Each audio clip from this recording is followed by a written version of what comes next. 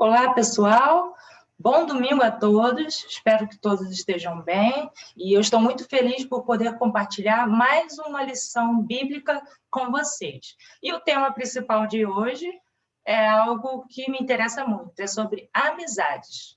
Eu preparei uma apresentação, então vamos à tela. Vou compartilhar com vocês.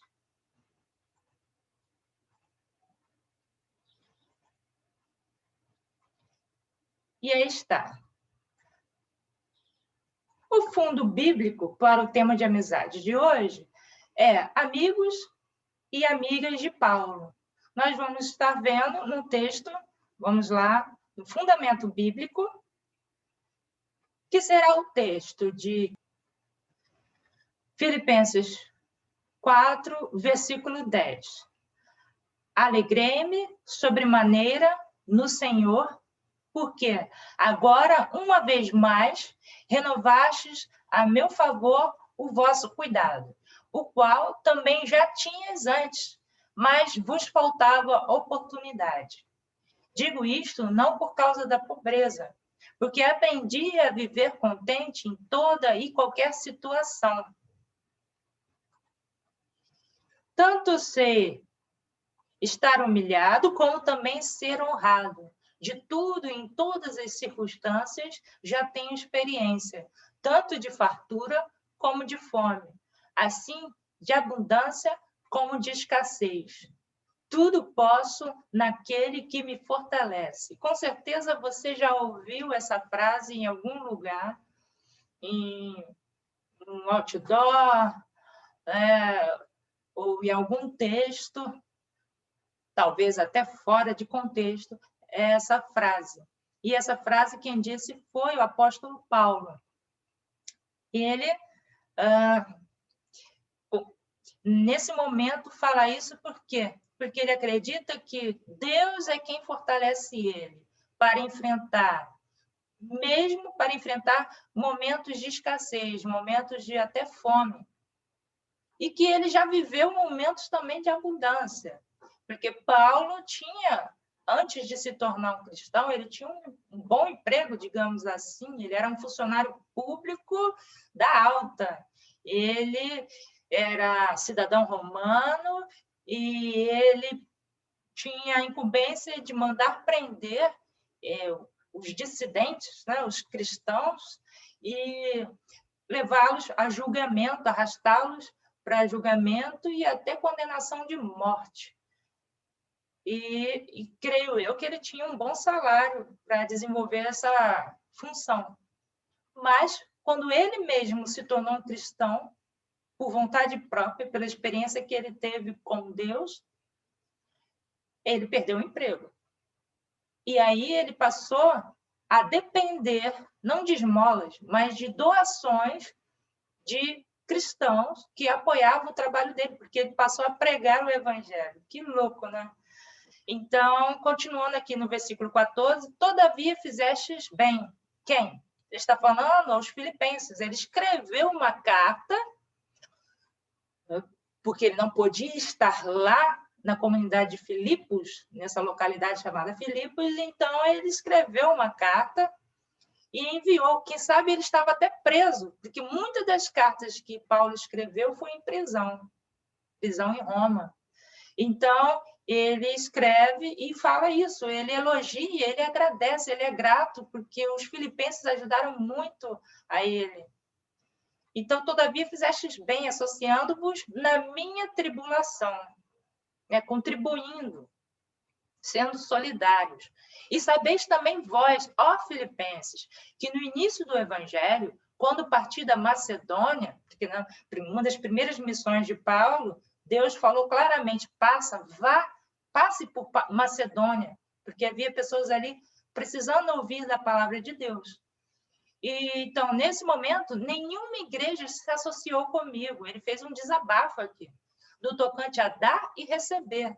Eles não deram apoio financeiro, apoio de ânimo, né, afetivo, e também não receberam Paulo, a mensagem de Paulo. Senão, unicamente vós outros.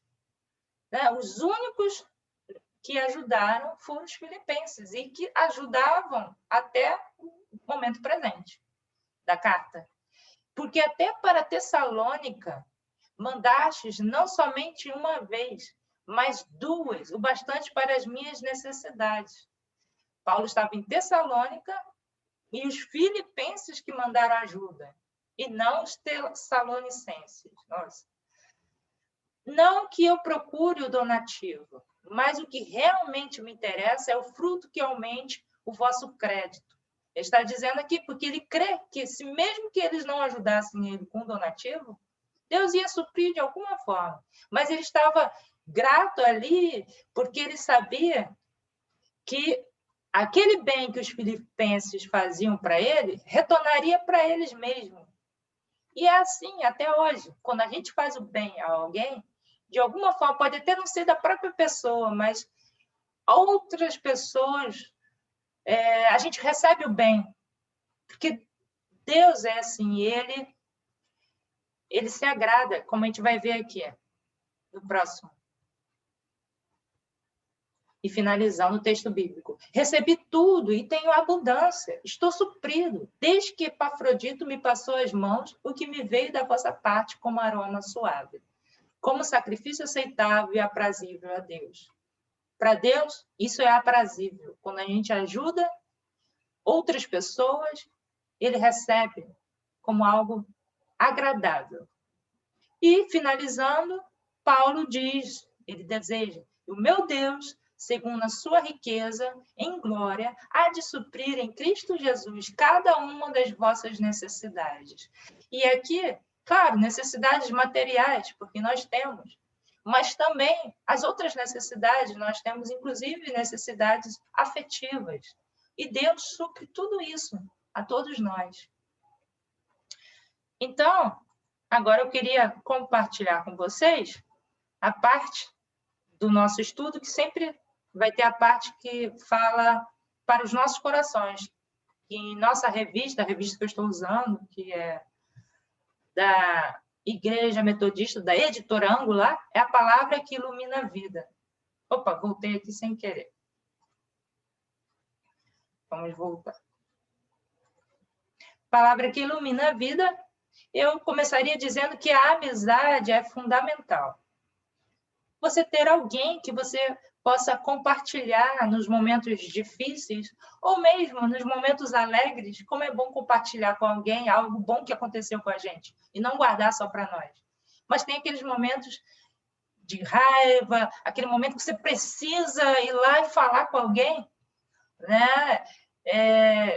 Me lembrei até de uma situação, certa vez, uma pessoa ficou irritada com a outra e foi lá falar com a terceira, mas não era fofoca, ela estava desabafando. Poxa, fulano fez isso e tal. Ela estava com raiva. E aquilo saiu um pouco a raiva. Então, em todos os momentos, é bom estar com alguém. E eu acho isso interessante. E, ao contrário, né, a gente não deve se isolar.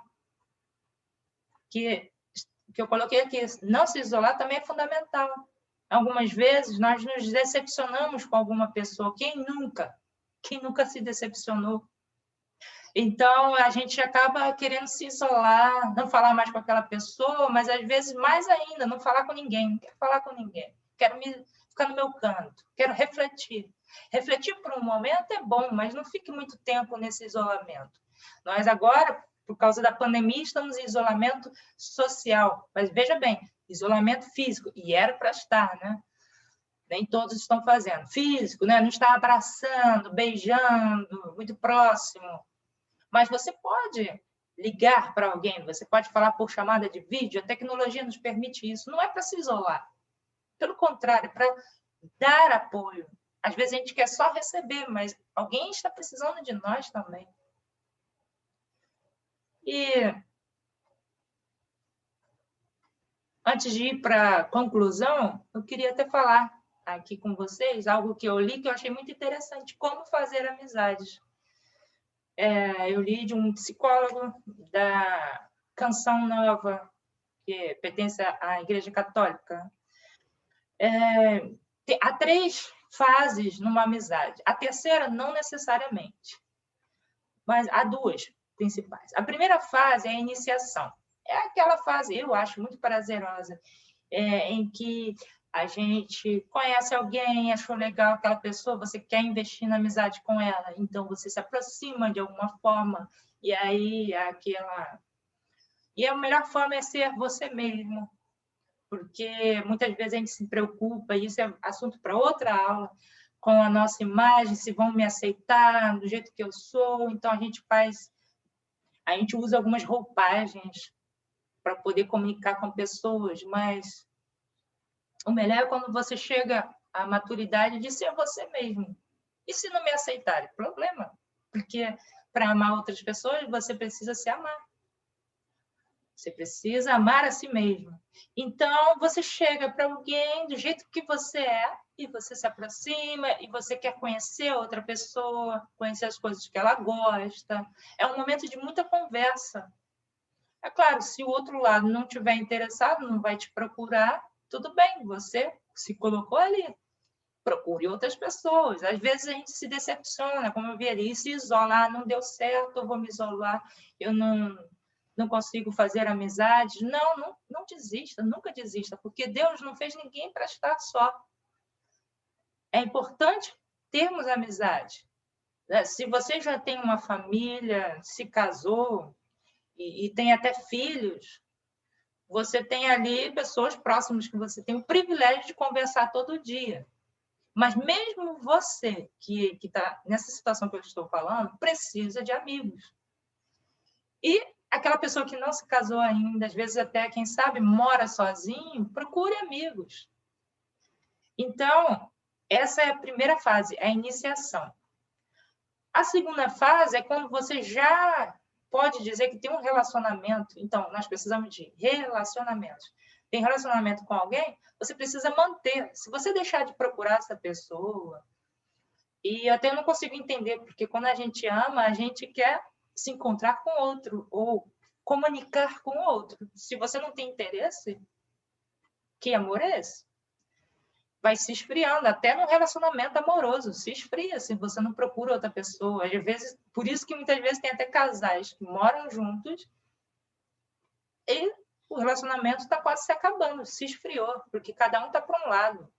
Ou seja, na cabeça está em outra situação. Então, manter o contato, manter a chama acesa. A minha psicóloga, ela diz que quem não é visto não é lembrado. A princípio eu pensei, poxa, que coisa, não é? Mas sabe que tem algum sentido? Você tem que manter, tem que cultivar como um jardim. Aliás, a nossa vida é um jardim. Hoje eu estou filosofando. Voltando. Agora, às vezes, não dá certo mesmo. Você conhece melhor aquela pessoa e tenta, às vezes aquela pessoa tem algumas falhas de caráter, você tenta ser um amigo, dar conselhos, mostrar cultivar coisas boas, mas a pessoa insiste em ir para um caminho mau e quer te levar para esse caminho mau. Será que vale a pena manter a amizade com uma pessoa que quer te levar para um caminho ruim, para fazer coisas ruins, para ter maus hábitos? Então, você deve refletir se deve manter essa amizade. Então, sim, a terceira fase é a dissolução. Ou mesmo aquela amizade tóxica, de dependência emocional, que a pessoa te suga. Ou mesmo você acha que está sugando uma pessoa, também tem esse lado, mas você tem que pensar se vale a pena manter esse relacionamento. Então, eu achei muito interessante essas 3 fases da amizade. Agora, para finalizar, estamos quase nos nossos 15 minutos e eu quero manter isso. A conclusão é que, sim, vale a pena. Por mais que contato com o outro, às vezes, nos fira, é como aquela história dos porcos espinhos que estavam passando frio, se juntaram, né? Aí um começou a espetar o outro, imagina. Aí se afastaram, mas quando eles se afastaram, eles começaram a ter muito frio. e alguns, quem sabe, a morrer de frio, entrar em hipotermia. Então, eles viram que, mesmo se machucando, era melhor estar junto do que isolado. E essa é o nosso estudo de hoje. E reflita, vou deixar para a reflexão essa frase. Que atitudes podemos tomar para não deixar que o isolamento permeie a nossa vida? E aí você vai estar refletindo sobre isso. Então, até mais!